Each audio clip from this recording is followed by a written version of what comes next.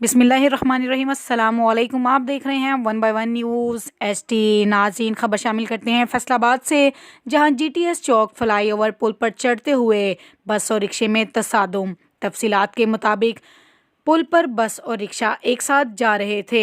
Over speed का टायराइड खुलने से बस बेकाबू होकर रिक्शे से जा टकराई, जिसमें सवारियां बाल बाल बच गईं और रिक्शा ड्राइवर भी महफूज रहा, मगर रिक्शे का काफ़ी नुकसान हुआ। पुलिस और ट्रैफिक वार्डन भी मौके पर पहुंच गए। रिक्शे ड्राइवर का कहना था कि बस ड्राइवर मोहम्मद शुबान ने जल्दबाजी में हमारी ज़िंदगियों को दांव पर लगा दिया था, मगर अल्लाह के फजलो करम से हम सब महफूज रहे, मगर मेरा रिक्शा बुरी तरह तबाह हो गया। पुलिस ने रिक्शा ड्राइवर के कहने पर कार्रवाई का आगाज़ करते हुए बस ड्राइवर शुबान को मौके पर हिरासत में ले लिया।